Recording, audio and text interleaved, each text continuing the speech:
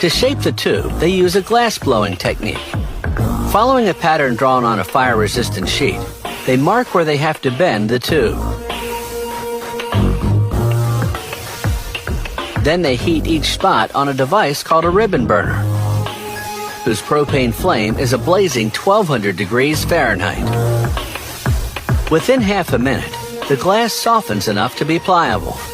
They gently bend the tube, then blow into the uncorked end to restore the tube's original diameter. With each bend, they check the shape against the pattern, every so often pressing a wooden block along the tube to equalize the width.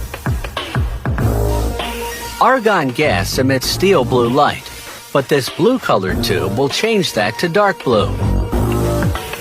After shaping, they cut off the excess and rub the coloring powder off the ends. Now they can attach these glass casings which contain electrodes. They fuse an electrode to each end of the tube using a propane hand torch and a flexible latex blowing tube. They seal the glass around one electrode, but leave the other one open. Then, using what's called a crossfire burner, they create a tubulation, a thin tube with a bubble that will act as a passageway into the open electrode. They fuse the tubulation to that electrode.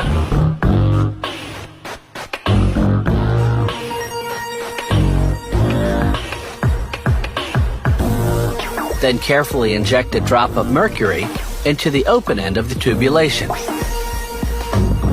Argon gas needs a touch of mercury to brighten the color it emits. Neon gas doesn't.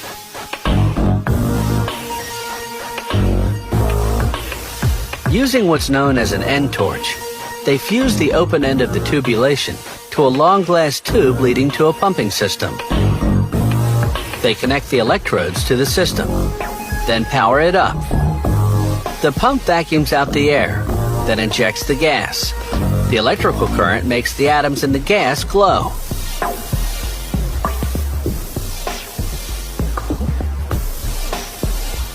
To trap the gas inside the tube, they use the crossfire burner to remove the tubulation and seal off the open electrode, making sure the drop of mercury has descended into it first.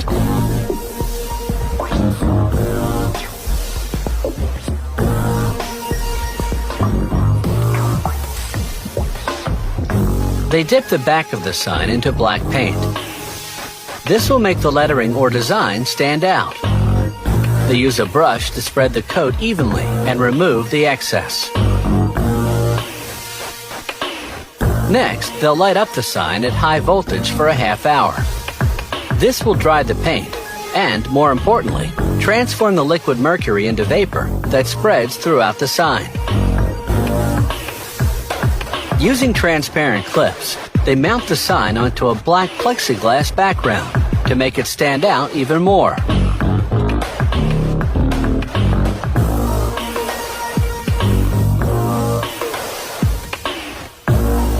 Finally, they connect the protruding electrode wires to a transformer.